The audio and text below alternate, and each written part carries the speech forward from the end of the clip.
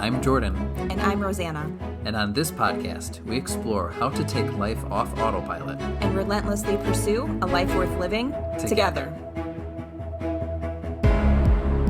Hello, and welcome to episode 3 of the Relentless Pursuit Podcast. How are you doing today? Doing great. Sun is out. It is a beautiful day. So today's format for the show will be a little bit different. Normally, our previous episodes and upcoming episodes will focus on an unscripted conversation that Rosanna and I share. But today we have just some straight up tips that we're going to share with you. The title of today's episode is 6 Important Questions That We Ask Ourselves.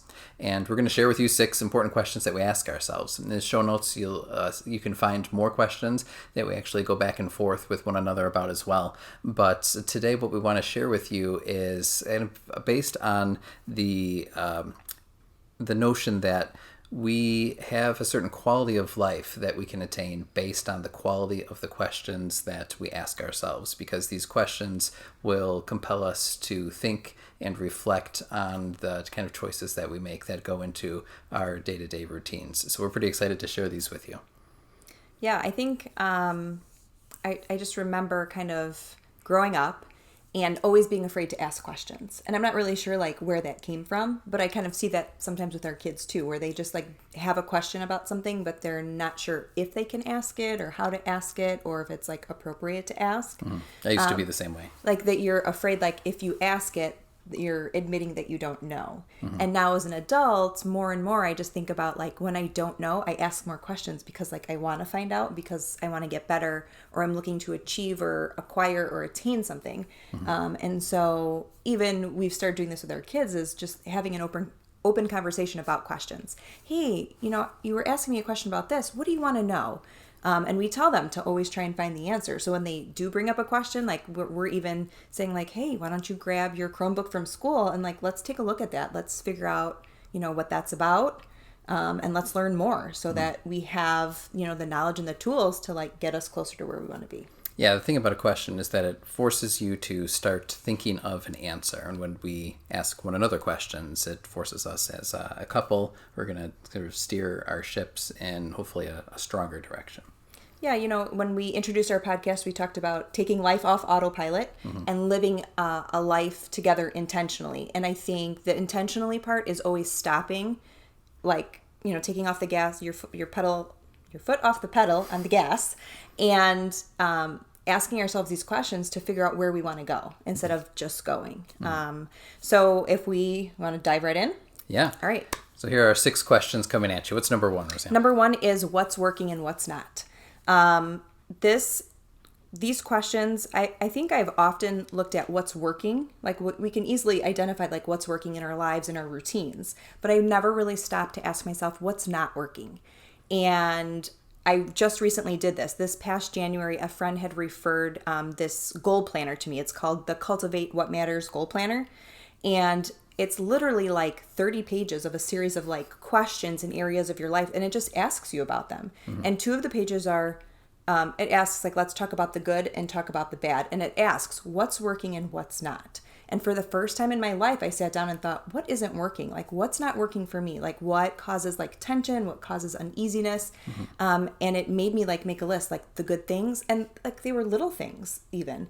And some were big. And then the bad things, what's not working? What's keeping you from achieving that next goal? Mm-hmm. Or the sources of tension or stress that right. are unnecessary. And then it causes you, in order to make goals moving forward, then it asks you to basically address what's not working, what the problem is, and then finding a way out of that to get you where you want to be. Mm-hmm.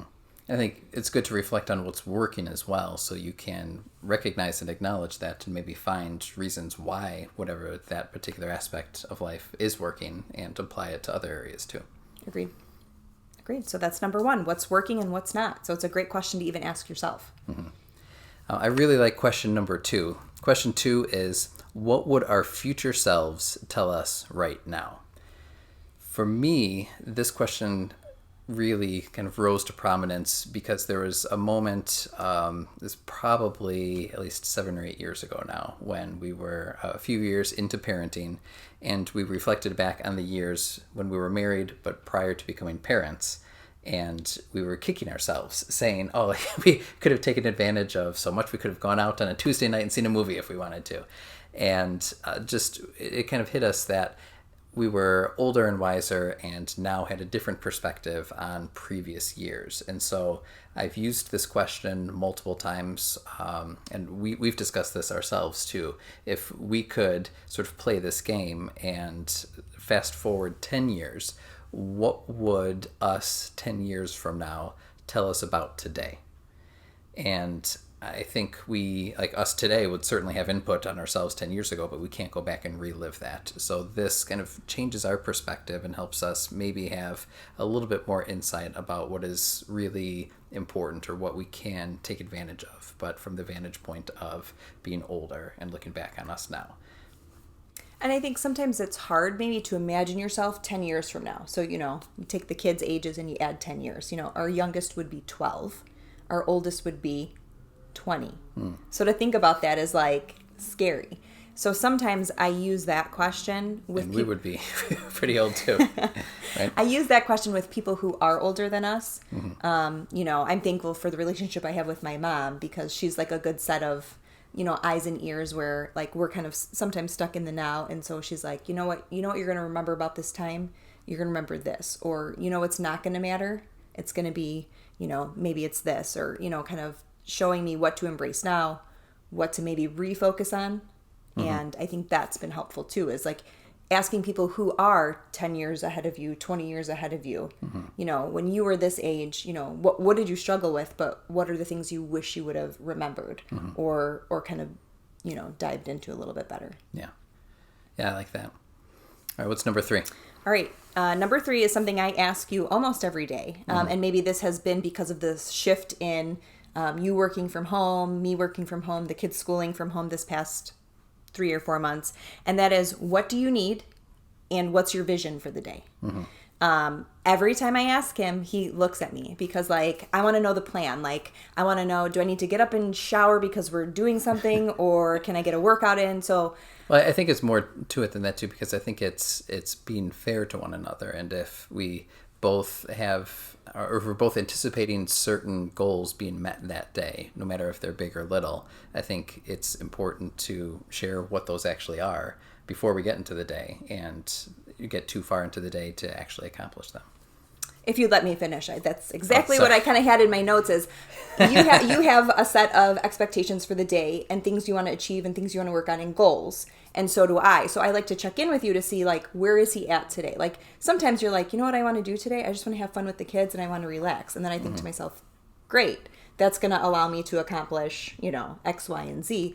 And then you're always great about, okay, well, what do you need today? And so we share those things. And then you say, well, if I do this now, then maybe you can do that later. And then we can come together. Yeah. But I think that's really important is to like set that time. And whether it's the night before when you're in bed together, right, or over a glass of wine and during happy hour or in the morning over breakfast, like that we kind of touch base with each other, see where we are and what we need, and then from there kind of like set the intention for the day so that every day isn't just nothing.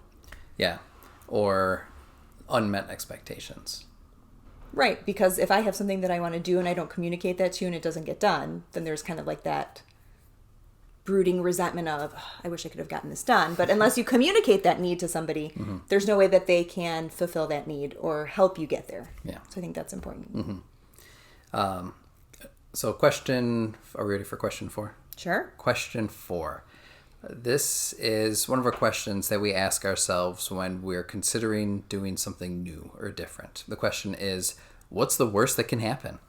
And there's a lot that goes into this question.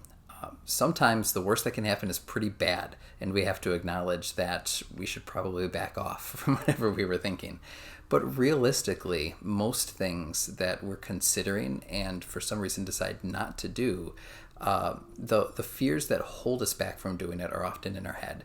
And we know that our imagination can be a lot more powerful than reality. So we do have some serious questions or some serious conversation about this question. What really is the worst that can happen? And is the worst that can happen that bad?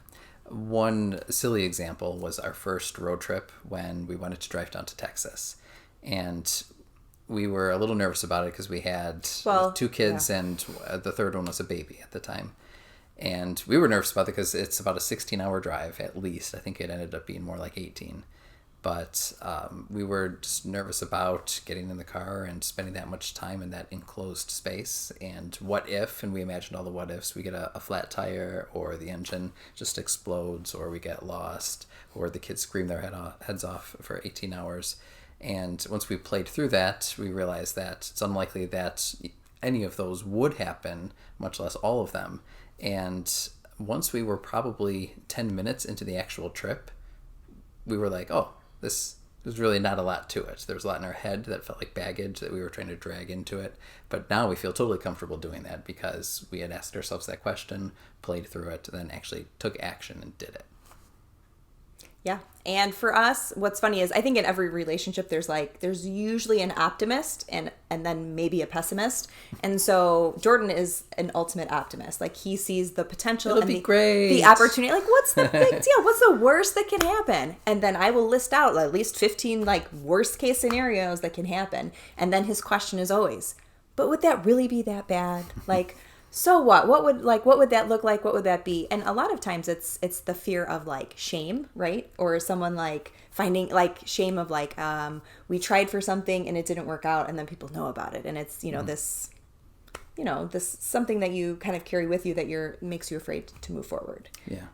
I think we'll talk more about this in one of our future podcasts as well when we talk about the man in the arena. But this is an important one to ask ourselves. And there's been some really big things in our lives that we've applied this question towards too. And sometimes the worst that can happen is bad and we veer off from it. But a lot of times it helps us sort through our fears and our imagined fears versus the realistic and probable outcomes. And in the end, often gives us confidence to act towards something that is new and a little bit scary and different. I mean, because what's the worst that can happen? Could the kids really scream all 16 hours on the way to Texas? Could there be a diaper blowout or some vomit in the car? Just more fun for the family, right? That's what makes happy memories in the future. All right, you ready for number 5? All right, so number 5. This one stems from something that we have I love this question. Really instituted this past year. Mm-hmm. And that is the question, how can I love you this week? And that's something that I talked about in a blog post when we talked about love in the time of Corona and like how do you love your spouse? How do you love your kids? Looking at each week and what's ahead and asking your spouse, what is it that they need? How can I love you? Mm-hmm. And it really begs the question is, what does love look like? If you're a Gary Chapman fan, there's the 5 love languages that everybody's heard about. So you've got words of affirmation, gifts, acts of service, quality time, and physical touch. And so, usually people fall into one or two of those categories. And so knowing what your partner needs or how they'd like to be showed love, is important. And I think the other thing to talk about too is that changes over time, right? Like, I don't need, words of affirmation usually. That's not, I cannot take a compliment to save my life. I cannot. So I usually don't need that, but, and I'm not really a gift person. I'm usually blown away and floored when I get like something that's like kind of on my wish list because it's not like an expectation that I have. But if he wants to spend quality time with me, it like makes my heart soar. If he like does something around the house for me that I've been asking for, like also excited. So it's just different. I have 4 kids hanging on me most of the day. So a lot of times it's not physical touch. Like I don't want you to touch me, but some days we like to cuddle and hold hands and be sweet. So yeah. We are big huggers. We are big huggers. Yeah. So I think just asking, how can I love you this week? And that's a lot of times that's around our career too. If I've got an event coming up and I have longer hours, how can I love you is how can I show my support for you this week? How are we going to make that work? How can I take some of the burden off so that you can work on something that you need to work on? And so I've seen it in that way. Yeah. I think it's that mutual support, but I really like this question and I see it as different from the other questions about like, what are we working on or what are, ways we can support each other or like, what do you need? Because it's really a question centered around like maintaining that love. Like what is something I can do that will show you love? And instead of just doing it and making the assumption that you are receiving that love message, it's nice to ask and to say, since I've been asked, like, here's at least one thing that would be very loving. And when we share that, then it's out there in the open. We, I think, just assume that the other person is going to act on it as long as it's reasonable. And then by the end of the week, we feel that much more loved and affirmed. Yeah, meeting those expectations. Another book I read in the last, maybe it was over a year ago, was called Love Does. And it talks about love is taking action. Like, love is not a passive thing. So to love someone, to be in love, to show them love, it takes action. And so it's not about sitting back. Even asking those questions about expectations and what we need from one another, that takes effort. And so I think that's something that's really important, is that love takes effort. And even asking someone, like, directly what they need and then giving that to them. It's not that romantic, like chocolates and candy and romantic dinner. This is like a maintaining kind of love that's going to build something that lasts a long time. Yeah, I don't think it's I think of going on vacation with you, where you and I, and like no one else has a chance Beautiful. to kind of intervene with like just quality time or whatever, activities we're doing wherever the vacation may be.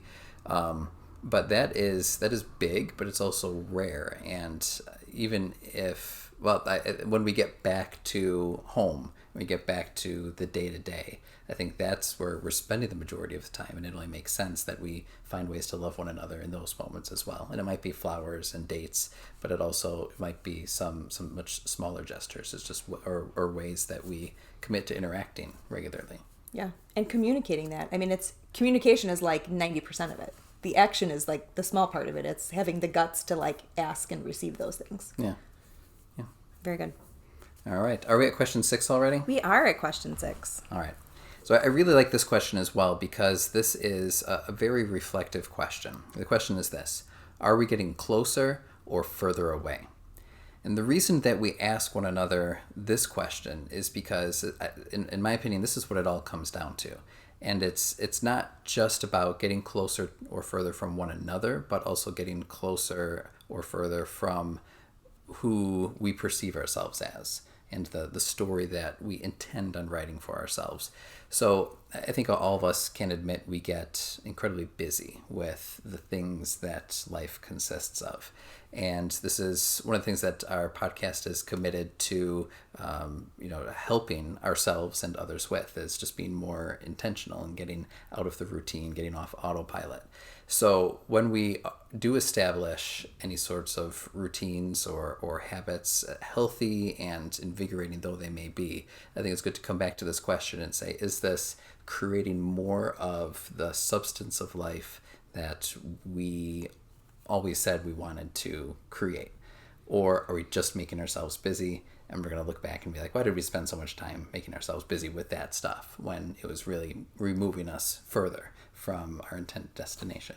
Yeah, it sounds teacher language, but it's kind of like this self-assessment, right? Like when we set goals as educators during the year, like you set them at the beginning of the year, and then you're always asked to like reflect upon them, or even reflect. You do this at your job, right? Like you set goals, or you're trying to meet benchmarks, and then you have to like self-assess, and even your employers will assess you on those benchmarks. So it's like that time to kind of like pause and look back and then ask, like, yeah, we did all of these things this year, but they're not moving us any closer to our goals. So that either means two things: you've got to change your goal, or you've got to change how you're approaching it if you want to make it. There's a scene from the movie The Godfather 2. And I'd love to dissect this further in maybe a future podcast, but go and watch this. And I know Godfather 2, not everyone's favorite, but there is a moment that I think encapsulates the whole trilogy really well. Do you know which one I'm talking about? No, and I love God. No, I go ahead. I think I brought this up before. So there's a short little scene, and it is easily overlooked, but it's when Michael Corleone goes and he talks to his mother, and it's like at nighttime. I think there's a fireplace there, and they have this conversation in Italian where he asks his mother if it's possible to lose your family based on the kinds of activities that in business that his family was doing. And his mother looks at him with utter confusion, and she's like, the whole point is family. So if you're doing something that could lose the family, then that is it just didn't compute with her. And I go and watch it, and you'll see that it's kind of this remarkable moment where there's these conflicting interests and values that the character Michael Corleone had. But I think that lives out in a lot of what we do as well. Is it possible to lose the very things that we value because of the kind of work or busyness that we're engaging in? And this brings us back to question 6. Are we getting closer or further away? We have to ask ourselves that question, because sometimes the answer is we're getting further away. And that gives us an opportunity to reflect and recalibrate and move forward better from there. And I think that's okay, because I think we've taken opportunities and risks and chances that we think are going to get us closer, and maybe that they don't. They really don't. But it's the point isn't that you tried it and it didn't work. It's now figuring out, where do you go from here? Mm-hmm. So those are our 6 most important questions that we ask ourselves. To be honest, these questions change from time to time, and there might be other questions that we've had on this list in previous portions of our lives. And certainly as we move ahead, we'll probably have different questions that we ask ourselves as well. But one of the takeaways that we want you to have is that regularly engaging one another with interesting questions that help you to assess and reassess the quality of life that you're living will help you really improve your relationship and improve the way you work together to strive towards those elements of life that you really want. We have additional questions as well that we tend to ask ourselves. We'll include those in the show notes. I'll include a link to that Godfather scene if I can find it in the show notes as well. And we'll provide you with some additional resources that we think can help you kickstart some great conversations. Yeah, so I think the biggest takeaway here is it's not even what the questions are. It's just that engagement with one another. And it doesn't even have to be a spouse. Let's say you're single or you're not married, right? It could be with friends. It could be with family. People who you trust, people who you seek counsel from, helping them or them helping you answer these questions and talk through them is really important too. Mm-hmm. So the quality of life is often based on the quality of questions we ask ourselves about it. So we hope you enjoyed our conversation. We hope you apply a few of these questions on your own, and leave us a comment if there are any additional questions that you ask yourselves that maybe Rosanna and I can learn from. If you haven't visited our website yet, it is therelentlesspursuitpodcast.com. You can read some of our latest blog posts and leave a comment there. And if you haven't yet, please subscribe and give us a 5-star rating on this podcast. Thank you very much. Thanks for tuning in, guys.